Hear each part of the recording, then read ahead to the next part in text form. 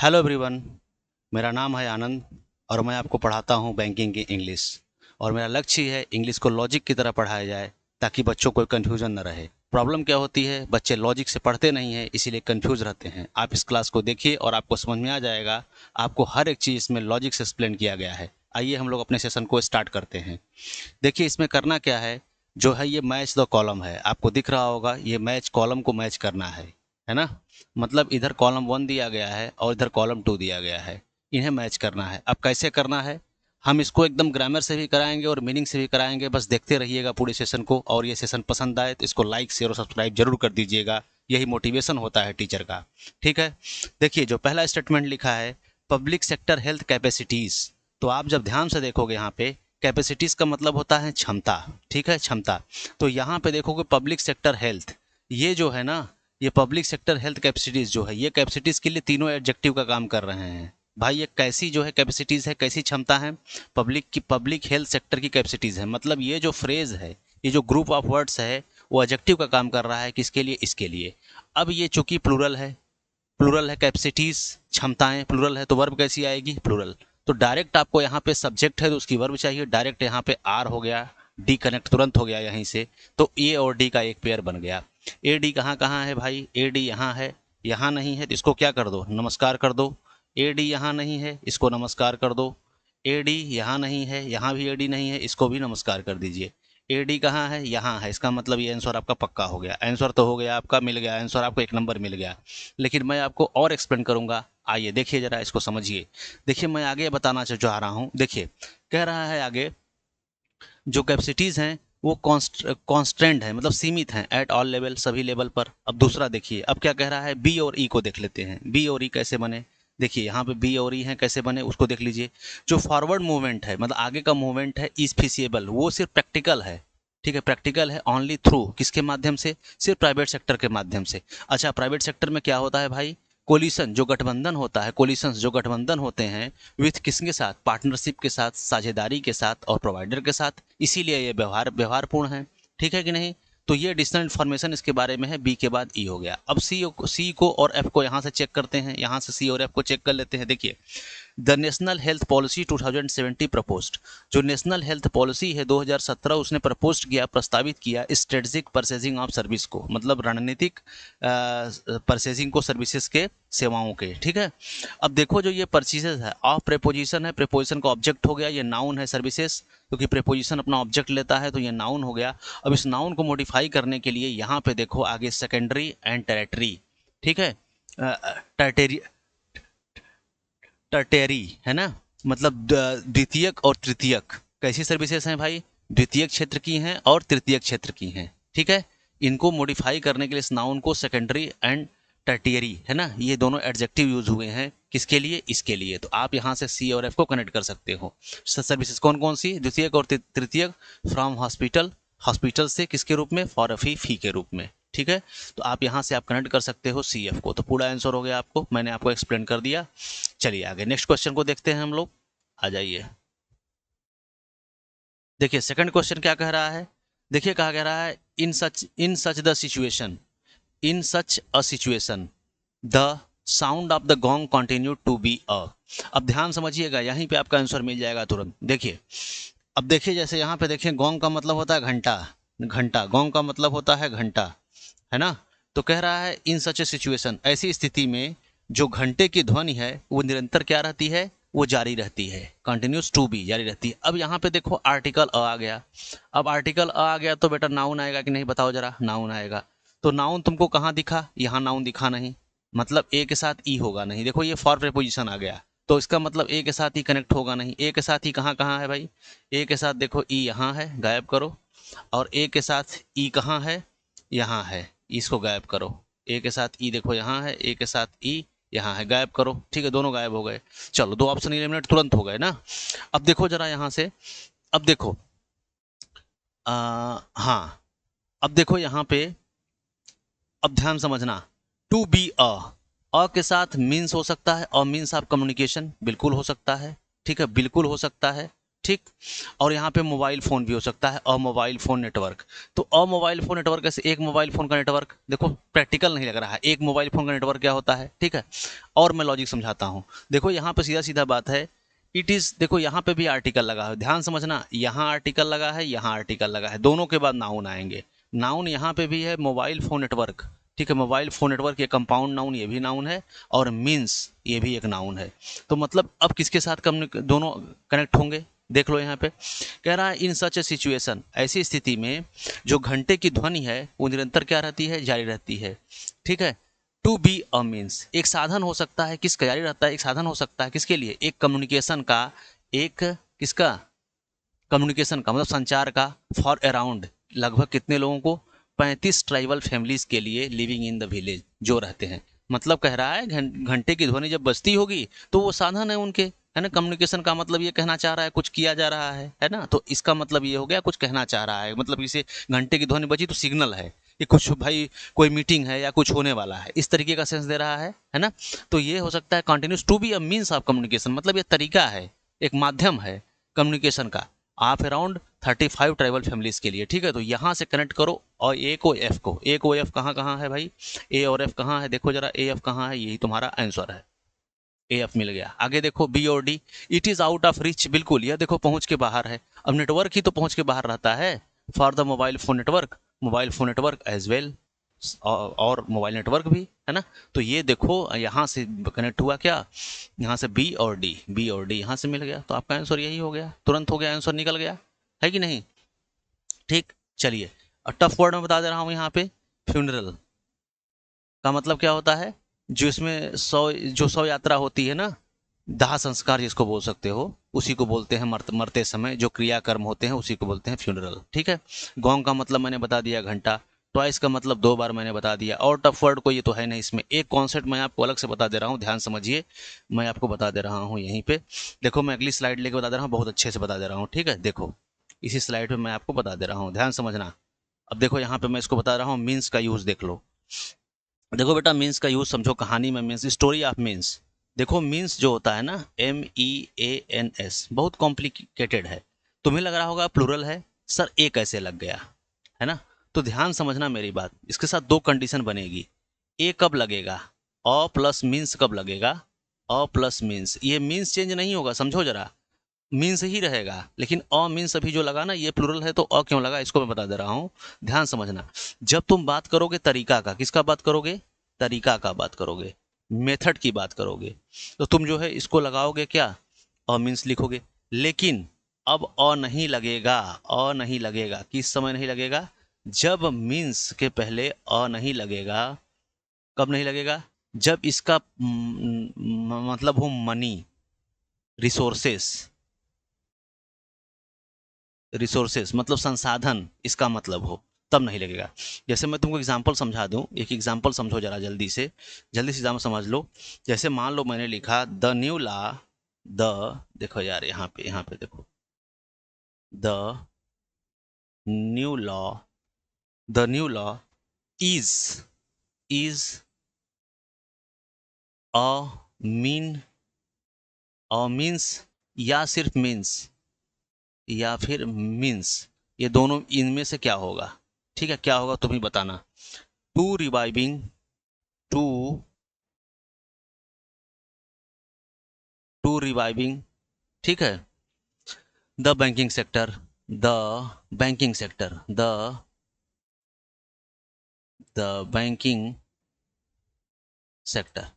अब देखो कह रहा है कि जो नया लॉ है वो एक तरीका है, वो एक तरीका है रिवाइव करने का, जिंदा करने का, किसको, बैंकिंग सेक्टर को जिंदा करने का, एक तरीका की बात कर रहा है, एक माध्यम की बात कर रहा है, तो नो डाउट यहाँ पे अ मीन्स होगा, मीन्स नहीं होगा। अब दूसरा क्वेश्चन देखना, जैसे कह रहा है दूसरा क्वेश्चन, दूसरा सेंटेंस देखना, जैसे मैं लिखूं अगर, many many poor, many poor people, many हाँ, many poor people do not have, do not have, do not have a means, a means, या मीन्स, या मीन्स, अब बताना इनमें से क्या होगा, टू पे, टू पे, टू पे फॉर, टू पे फॉर टू पे फॉर मेडिकल फैसिलिटीज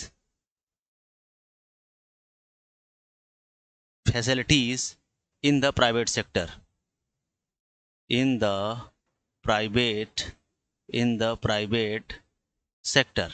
अब क्या करोगे? अब देखो कह रहा है कि बहुत सारे गरीब लोगों के लिए, बहुत सारे गरीब लोग जो लोग हैं डू नॉट हैव, उनके पास नहीं है। उनके पास क्या नहीं है? पैसा रुपया नहीं है। मनी की बात कर दिया, संसाधन की बात कर दिया। भाई उनके पास पैसा रुपया नहीं है क्या करने के लिए? टू पे करने के लिए मेडिकल फैसिलिटीज़ को, मेडिकल सुविधाओं को। कहाँ? प्राइवेट हॉस्पिटल में। अब ये पैसे रुपए की बात कर दिया। अब पैसे रुपए की बात कर दिया तो यहाँ पे क्या होगा? मीन्स होगा और मीन्स नहीं होगा। बात समझे? इस कॉन्सेप्ट को नोट कर देना, हॉट ट्रिक है। दूसरी बात, अब तुम्हारे दिमाग में क्वेश्चन नंबर 2 क्या अराइज होगा? क्या सर मीन नहीं होता है? बिल्कुल मीन भी होता है। अब मीन को मैं तुमको एक्सप्लेन कर दे रहा हूँ। देखो, मीन के 3 पार्ट ऑफ स्पीच होते हैं। मीन का मतलब होता है नाउन। जब इसका मतलब होता है नाउन तो इसका मतलब हिंदी में क्या होता है? औसत, मतलब कह सकते हो एवरेज। जब ये एडजेक्टिव का काम करेगा, इसका मतलब होता है नीच, नीच, तुच्छ, है ना। और जब वर्ब होता है तो इसका मतलब हिंदी मतलब होता है मतलब। मतलब मैं तुमको इसको यूज भी कर दे रहा हूं। देखो जैसे यूज करना हो, जैसे लिखोगे द मीन ऑफ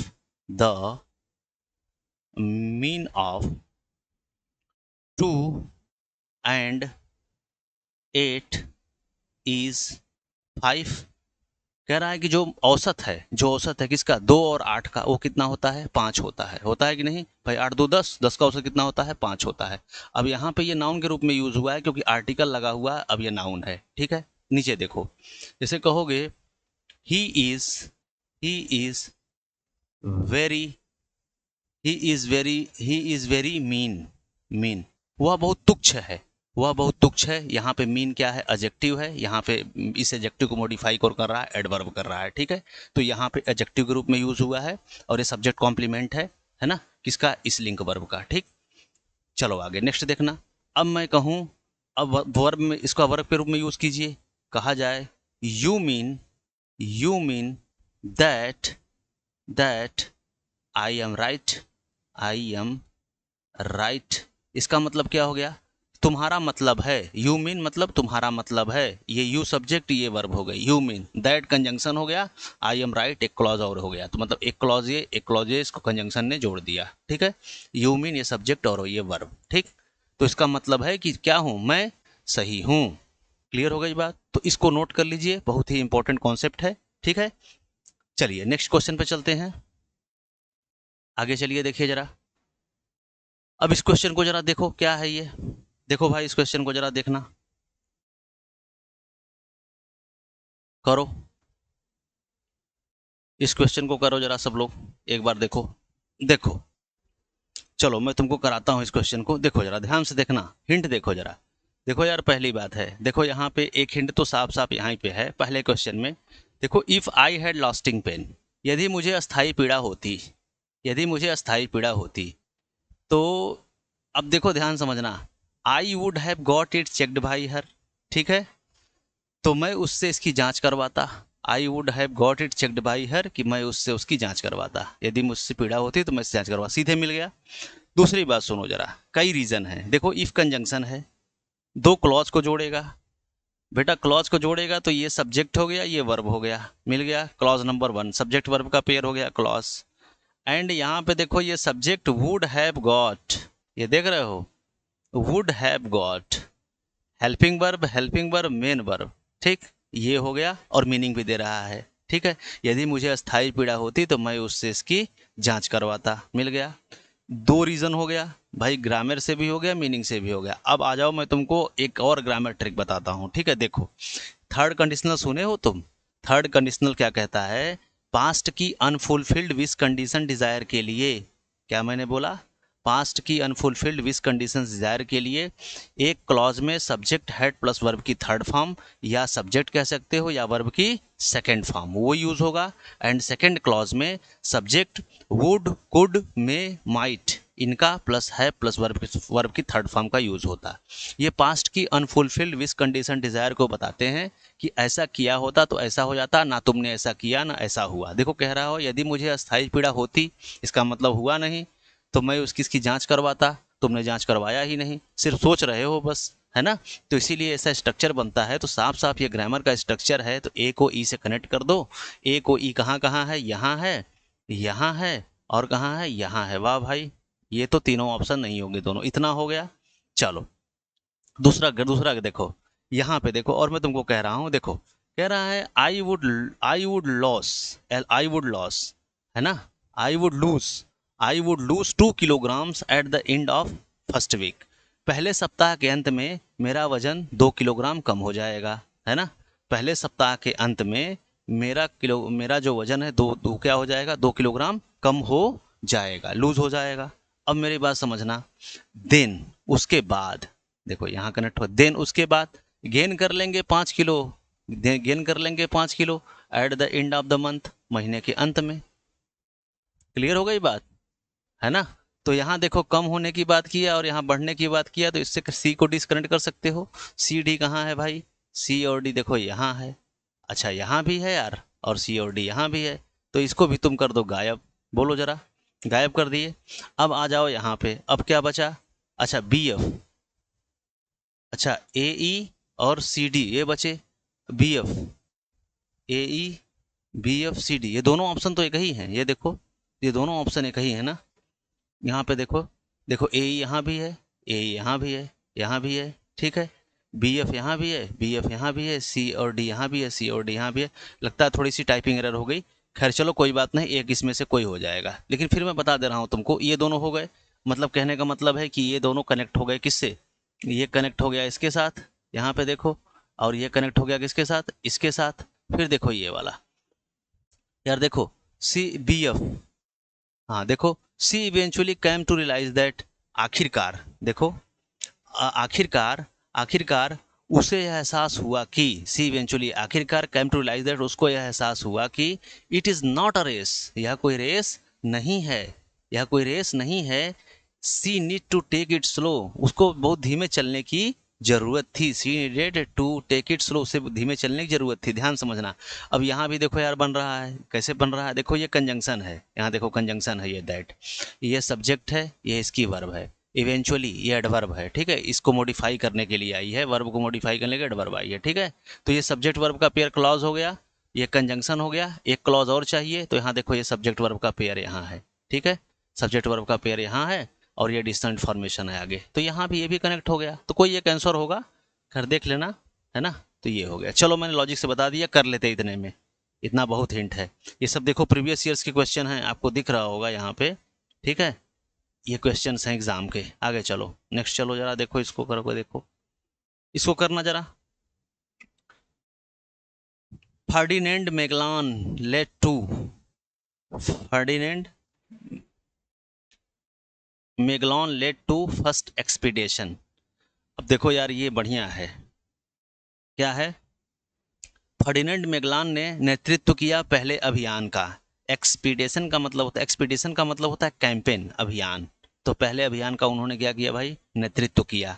नेतृत्व किया, क्या नेतृत्व किया, नेतृत्व किया टू सेल, कि वो सेल करेंगे अराउंड द वर्ल्ड, पूरे विश्व में।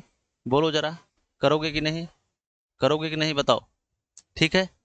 अच्छा एक चीज़ और हो सकता है, एक चीज़ और हो सकता है, मैं तुमको बता रहा हूँ। हाँ ये तो कर दिए भाई, उन्होंने नेतृत्व किया क्या, कि वो पूरे पूरे जो है वर्ल्ड में जो है क्या करेंगे, सेल करेंगे, मतलब सेल करेंगे, ठीक है। क्लियर हो गई बात, कि दुनिया भर की यात्रा करेंगे वो, है ना, ये दुनिया भर की क्या करेंगे, यात्रा करेंगे, सेल करेंगे, मतलब नाव से करेंगे वो।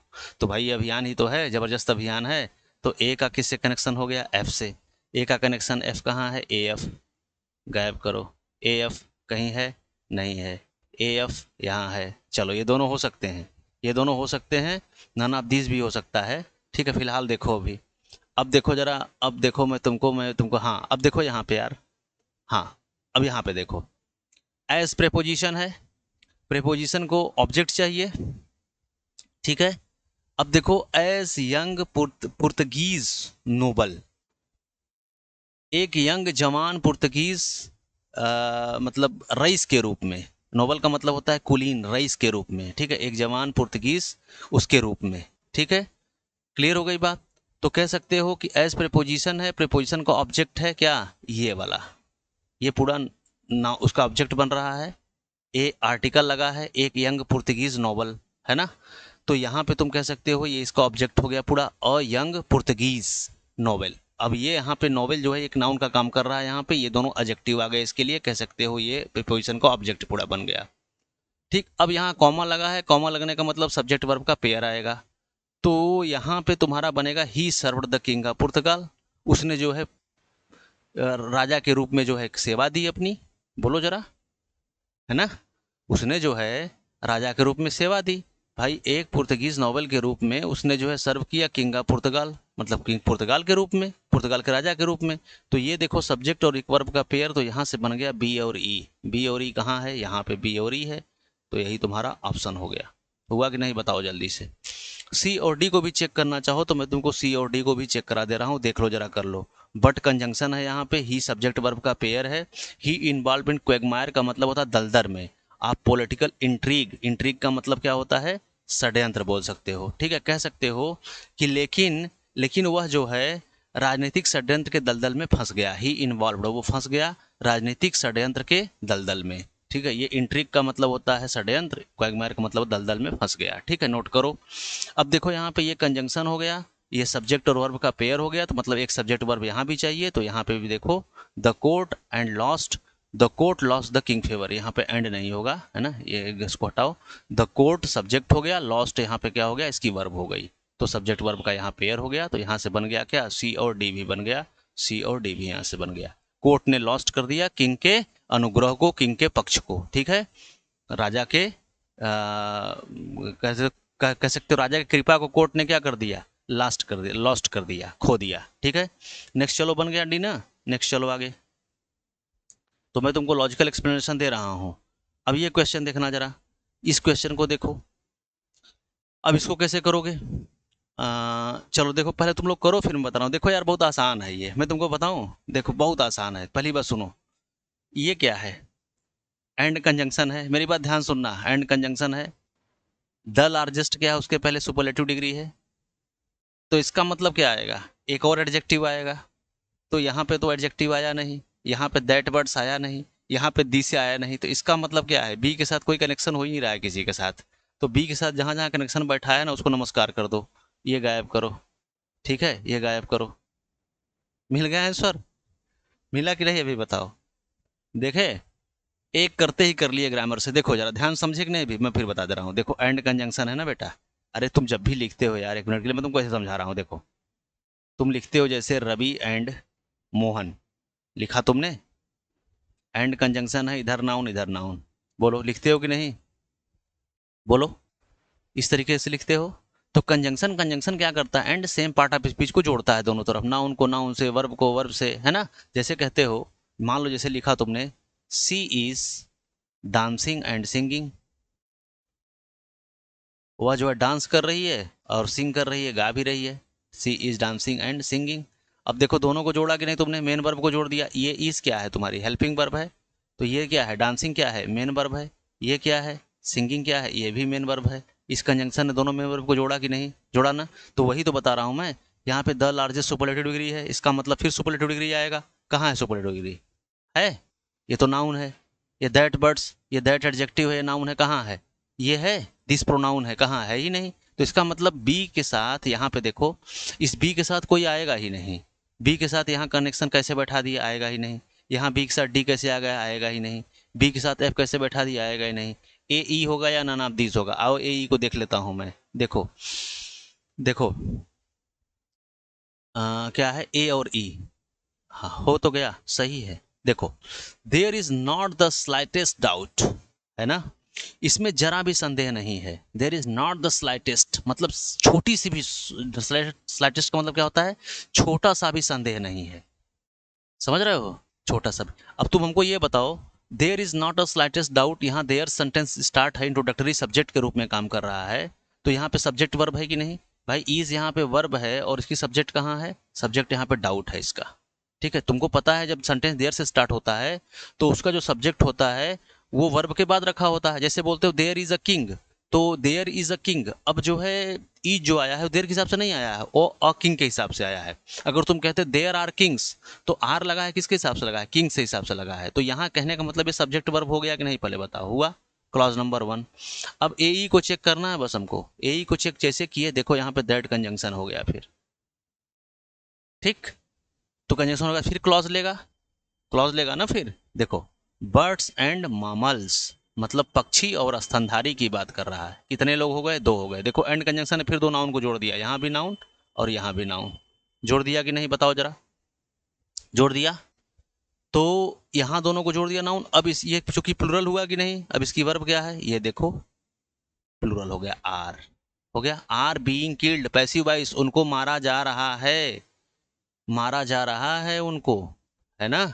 इसमें कोई भी संदेह नहीं है, समझ रहे हो कि दैट बर्ड्स की, उसमें कोई संदेह नहीं है कि पक्षियों और स्तनधारियों को आर बीइंग किल्ड, मारा जा रहा है फास्टर, तेजी से, देन किसी अपेक्षा, देन दे कैन ब्रीड, जितने मतलब जितने तेजी से वो पैदा कर सकते थे उससे तेजी से उनको मारा जा रहा है, समझ रहे हो।